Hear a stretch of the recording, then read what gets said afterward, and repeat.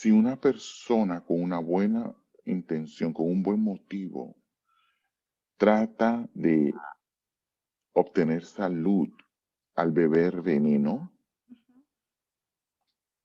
al, al pensar, al esperar, al orar que el veneno lo va a curar, se sanarán. Si una persona se pone una venda tratando de ver más claramente, ¿lo logrará? Entonces, el rechazar la verdad y el abrazar mentiras jamás ilumina, solo oscurece. Lo oculto es el dominio del padre de las mentiras y todos eh, sus secuaces solo oscurecen, en, confunden, pervierten, dañan y destruyen. Entonces, ¿en, en qué tipo de guerra estamos? ¿Nos encontramos? ¿Qué armas utilizamos? ¿Qué deben demoler estas armas? ¿No? Entonces, vemos cuando Cristo vino la primera vez como un niño, cuál era la situación de social y política. Entonces, y Jesús vino como la profecía lo había predicho, anticipado, que Él era el camino, la verdad y la vida, y que los rayos del sol de justicia eliminarían la oscuridad moral, de tal manera que los honestos en sus corazones verían la verdad. Entonces, vamos a continuar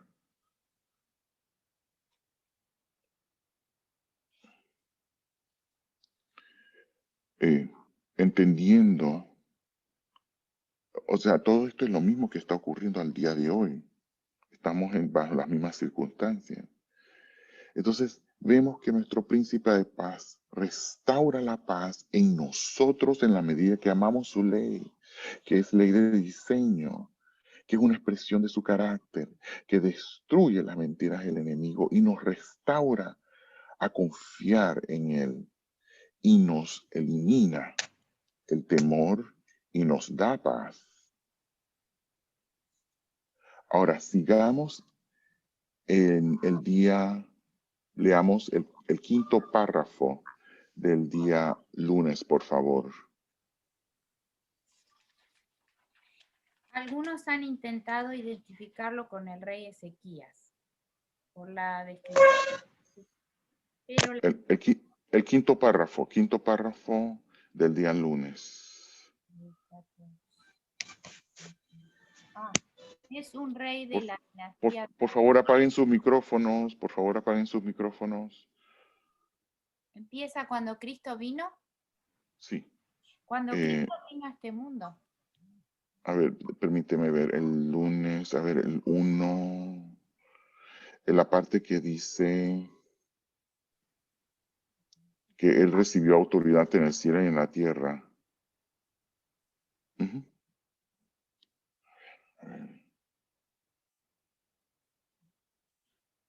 Creo que es ese mismo. Sí, allí mismo. Sí, por favor. Cuando Cristo vino a este mundo. Cuando Cristo vino a este mundo, Satanás dominaba el terreno y disputó cada centímetro en la senda de Cristo desde el pesebre hasta el Calvario. Satanás había acusado a Dios de requerir abnegación de los ángeles cuando él mismo no sabía nada de lo que significaba, ni haría algún sacrificio por otros. Esta fue la acusación de Satanás contra Dios en el cielo. Y después de que el maligno fuera expulsado del cielo, él continuamente acusó al Señor de imponer un servicio exigente que él mismo no estaba dispuesto a prestar. Cristo vino al mundo para hacer frente a esas falsas acusaciones y revelar al Padre. Ok, muy bien.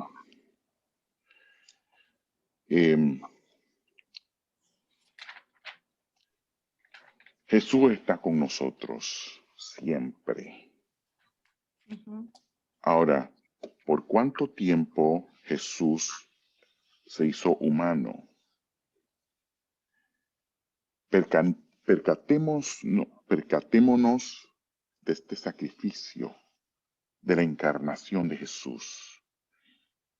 El humanizarse es un sacrificio infinito, algo que nunca comprenderemos en su totalidad.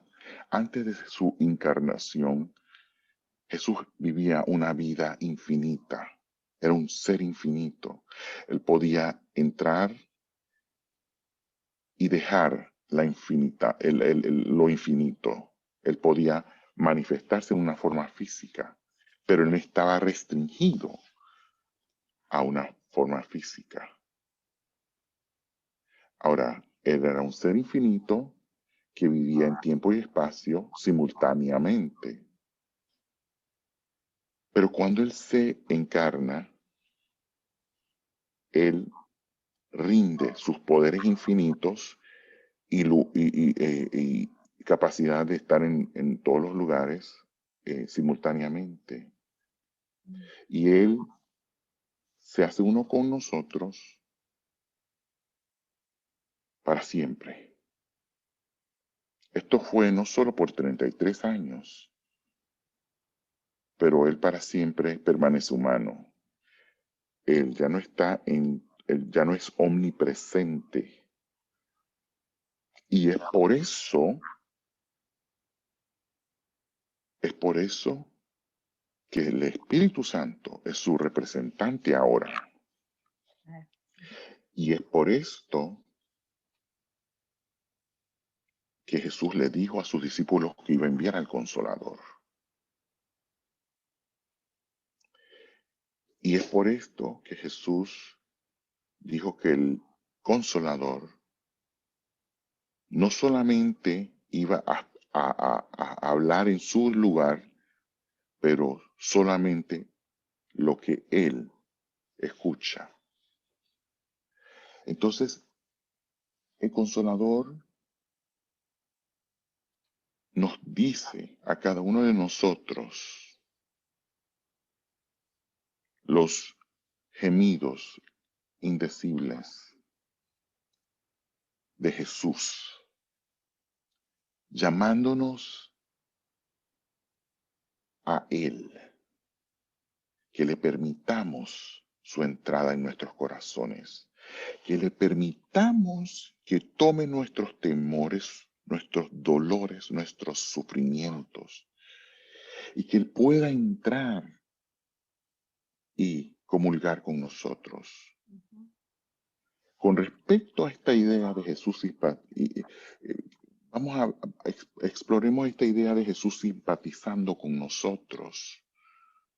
¿Puede un Dios infinito no simpatizarse de nosotros o con nosotros, no simpatizarse con nosotros sin llegar a ser humano?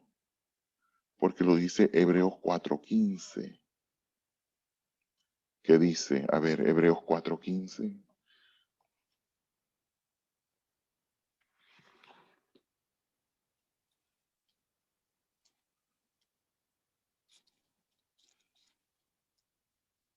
En voz alta.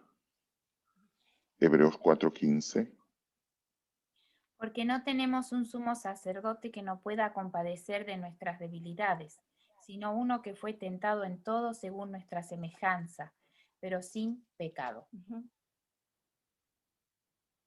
Y esto es nuestro Dios infinito demostrándonos su amor infinito al hacerse uno con nosotros, rendir su poder infinito, hacerse humano, hacerse un bebé indefenso, el ser torturado y matado, para revelarnos a nosotros la verdad que siempre fue verdadero en su carácter, que Él realmente conoce todas nuestras luchas, nuestras debilidades, nuestras enfermedades, nuestras tentaciones, y es capaz de proveernos todo lo que necesitamos para ser victoriosos.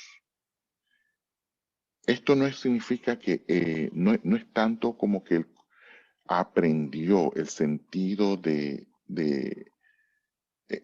aprendió en el sentido de ser iluminado, pero que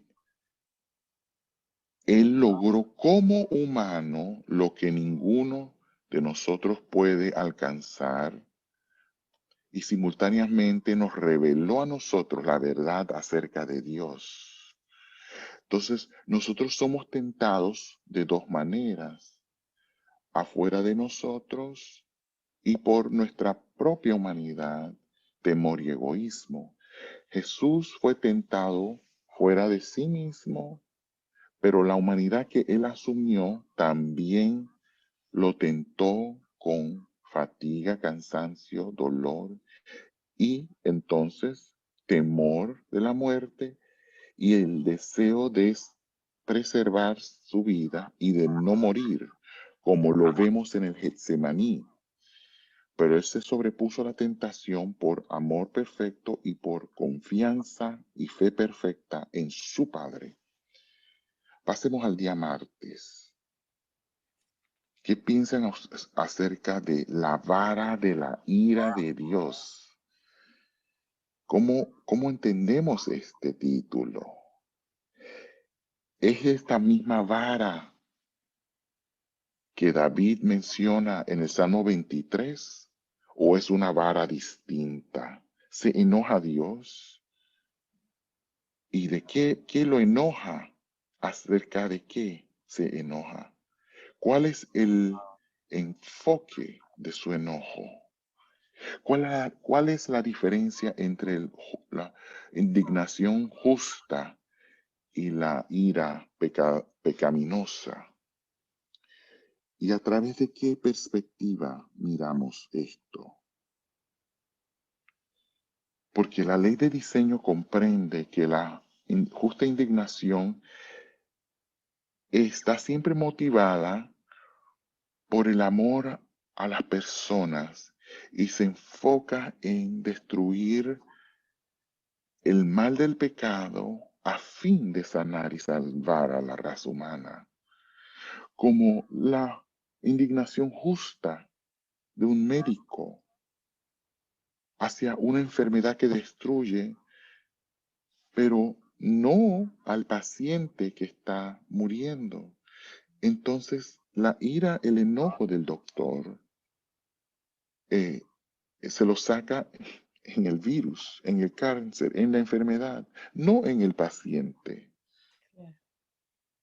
Entendemos lo otro, que la ley impuesta promueve la ira pecaminosa, que es motivada por el egoísmo y el deseo de responderle, de responder, de retribuir, y se enfoca en el castigo, en el herir, en el destruir a las personas. Sin embargo, perpetuando el pecado y el egoísmo. Claro. Es el enojo de no salirnos con la nuestra, el enojo de ser herido, el injuriado, de ser maltratado injustamente. Y en lugar de buscar la destrucción del, del, del, del pecado, del mal a través del amor y de la verdad, queremos destruir al pecador al infligirle el castigo. Entonces, la vara de la ira de Dios a través de las leyes impuesta es la vara del castigo, de Dios infligiendo, haciendo que las personas sufran o matando para castigar el pecado. Y esta es la mentira de Satanás. Claro.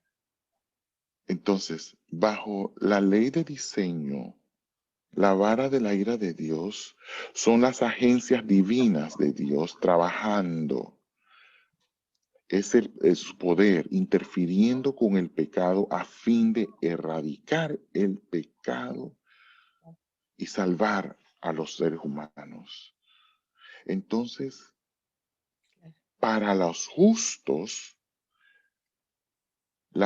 su vara y su callado nos consuelan porque destruyen la enfermedad del pecado y nos restauran a una salud espiritual.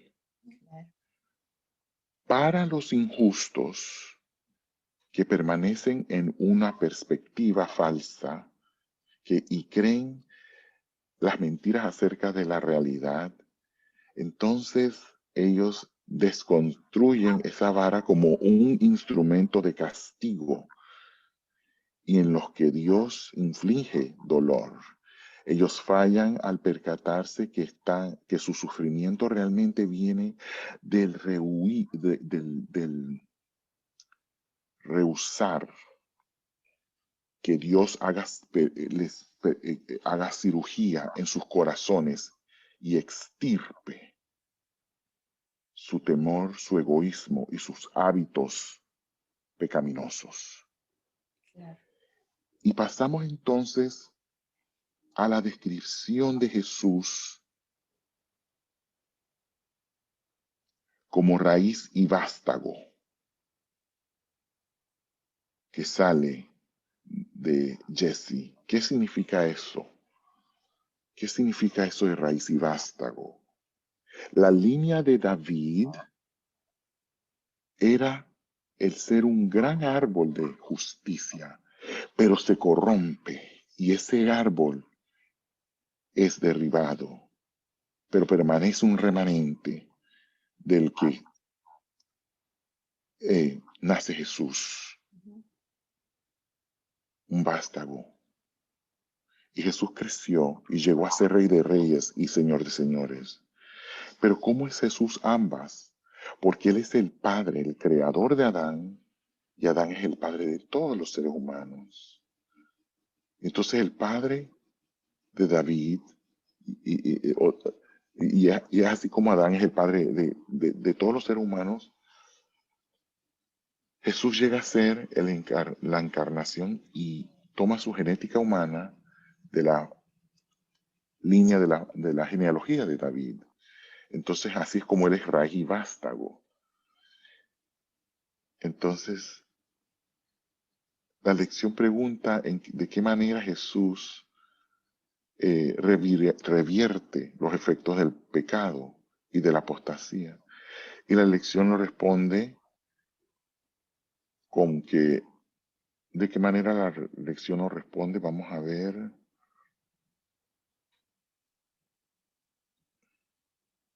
Ahí está. Leamos el segundo párrafo. Él piensa y actúa en armonía con el Señor. Él piensa y actúa en armonía con el Señor. Juzga con justicia, castiga a los impíos y trae paz. Cuando Él asuma el poder, el Señor traerá de vuelta, restaurará y unirá un remanente fiel de Israel y Judá. Comparar esto con Isaías, dice 10, 20 y 22. Habrá una monarquía fuerte y unida, como en los días del rey David, que derrotó a los filisteos y a otros pueblos. Pero el nuevo gobernante será más grande que David, por el hecho de que restaurará la paz, incluso a la esencia de la creación misma. Los depredadores ya no serán carnívoros y coexistirán en tranquilidad con su presa. Entonces, aquí debemos estar atentos porque la lección tiene un enfoque indebido. Está diciendo, está hablando de la justicia, pero con esa perspectiva basada en las leyes correctas, en los jueces correctos y en los castigos debidos. ¿Se dan cuenta? Uno tiene que ser muy perspicaz, seamos perspicaces, porque esta idea corrompe al que la abraza y entonces socava la habilidad de Dios de sanar los corazones y las mentes, porque procura hace pues que el enfoque sea algo legal, ¿no? Entonces, empuja que las personas abracen la santidad, pero utilizando métodos, los métodos humanos de legislación, etcétera, etcétera, lo que acabamos de decir. Unos enfoques legales que no son de transformación. Entonces, eh, y vamos a ver, la pregunta es interesante al final de ese día. ¿Cuál es el propósito de la primera venida si no conduce a la segunda venida? Esa pregunta estaba fenomenal. Entonces, ¿para qué viene? ¿No? ¿Cuál es el propósito? Que a la vez ese enfoque es el que nos empuja a ver, realmente no es un asunto legal, es un asunto de transformación completa. Mientras estemos en el planeta Tierra, no habrá ley que nos transforme, no habrá ley humana que nos transforme. Entonces no es un asunto de legislación y de justicia social ni nada de estas cosas. Leamos el tercer párrafo del día jueves, por favor.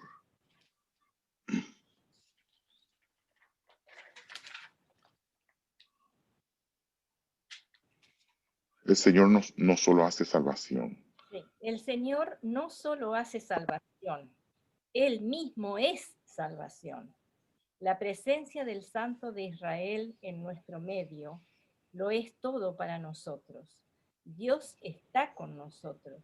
Jesús no solo hizo milagros, se hizo hombre y habitó entre nosotros. Énfasis añadido, ¿no? No solo llevó nuestros pecados en la cruz, se hizo pecado por nosotros. No solo hace la paz, Él es nuestra paz. ¿Sigo? No Sí, es... no, sí, ahí, hasta ahí está bien. Entonces, no solamente hace la salvación, pero es salvación. ¿Cuál es la diferencia? La raza humana, la especie humana, fue salvada en la persona de Jesús. Él solo se sobrepuso a la infección del pecado, lo confrontó y derrotó las tentaciones de Satanás, las vivió y produjo un carácter perfecto, inmaculado. Reveló la verdad acerca de Dios y expuso a Satanás como mentiroso. Restauró las leyes de diseño de Dios para la vida en la humanidad que la asumió como ser humano usando solamente las habilidades humanas. Jesús hizo todo esto. En Jesús la especie es perfecta, pero también Jesús procuró el remedio, la verdad y el nuevo carácter que Él ofrece para darle a todos aquellos que creen en Él. Entonces, la verdad restauró la confianza y el nuevo corazón y el espíritu recto a todos aquellos que lo aceptan. Dios está con nosotros. ¿Cómo? Está en nuestro corazón. Está en nosotros como sustancia, en sustancia, como humanos, como nosotros. Dios está con nosotros en las luchas, en el dolor, en el sufrimiento. Dios está en nosotros al sobreponernos al mal. Está con nosotros al consolarnos, al animarnos. ¿Y quiénes somos nosotros? ¿Es Israel? ¿Es toda la raza humana? ¿Son todos aquellos que creen? ¿Cuál es la diferencia entre Dios está con nosotros y Dios está por nosotros? Entonces, ¿y cuál es la diferencia en el cargar nuestros pecados y el hacerse pecado por nosotros? Entonces, la parte de abajo dice,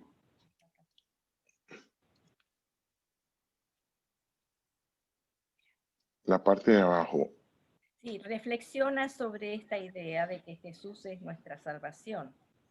sí, donde dice, en otras palabras, esa redención, sí, más abajito.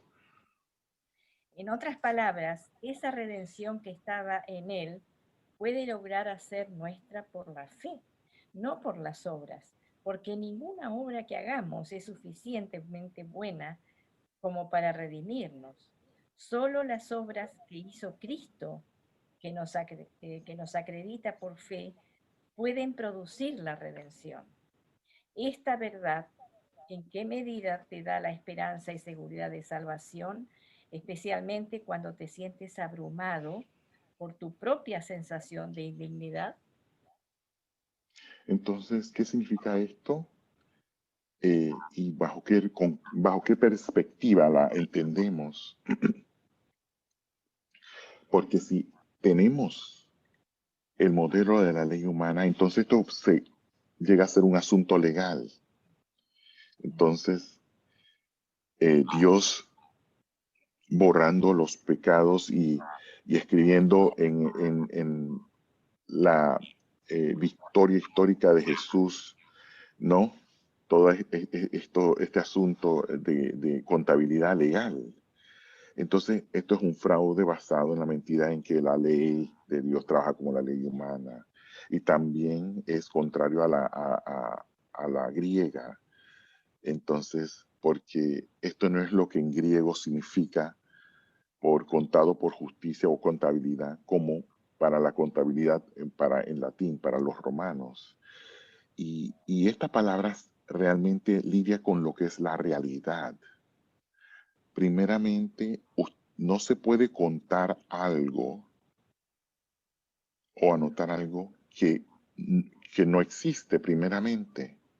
Entonces, uno no puede contar $50 en su banco a menos que usted los tenga. Entonces, la cuenta está basada en registros que son registros reales. Entonces, el que Jesús nos hace justos o nos justifica por la fe ocurre al remover en nosotros la desconfianza y al restaurar en nosotros la confianza, removiendo el egoísmo y escribiendo en nosotros su ley de amor. Entonces, los registros en el cielo meramente registran la realidad o la ausencia de la misma. Entonces, vayamos al día viernes. El segundo párrafo, leámoslo, por favor. Cristo fue quien consintió en cumplir las condiciones necesarias para la salvación del hombre. Ningún ángel, ningún hombre fue suficiente para realizar la gran obra. Solo el Hijo del Hombre debe ser exaltado, porque solo una naturaleza infinita podría llevar a cabo el proceso redentor. Cristo consintió en conectarse con los desleales y pecadores, participar de la naturaleza del hombre, dar su propia sangre y hacer de su alma una ofrenda por el pecado. En los consejos celestiales se determinó la culpa del hombre, se calculó la ira por el pecado y sin embargo, Cristo anunció su decisión de asumir la responsabilidad de cumplir las condiciones por lo que la esperanza debería extenderse a una raza caída. Quiero finalizar diciendo que veamos esta cita bajo la misma perspectiva. Esa ofrenda es un asunto de transformación, no un asunto legal. Entendamos eso siempre. Dios ha prometido transformarnos. Dios no nos está dando herramientas para que que nosotros aleguemos. Y fíjense España cómo nos da esa palabra de alegar. ¿Qué significa alegar? Defender a través de leyes. Imagínense la narrativa que nos heredó España, que aún en eso vemos la corrupción del concepto de justicia. No se menciona para nada la transformación. La narrativa sugiere legislación. Fíjense las sutilezas del enemigo. Por eso Dios dice, dame, hijo mío, tu corazón. Y miren tus ojos por mi camino. En voz alta, de nuevo, Alma. Y miren tus ojos por mi camino. Así es.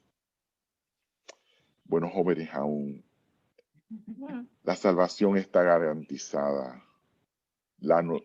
Y la salvación incluye la transformación. Y esto es maravilloso. Vamos a orar. ¿Puedo orar? Por favor, Ruth, adelante.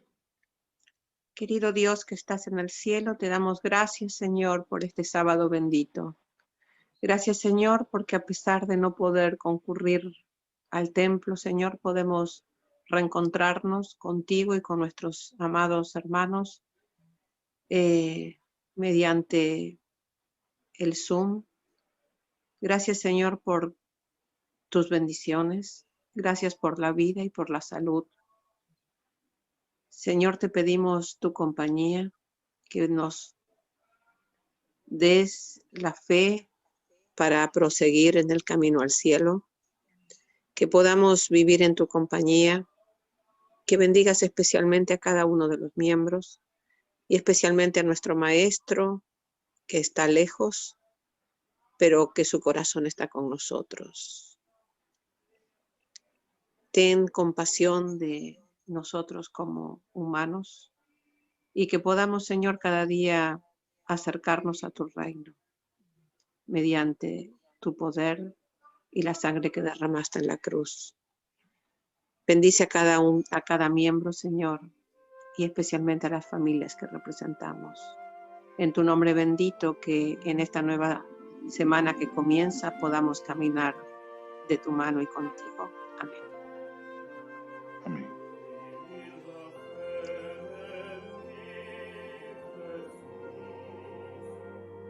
La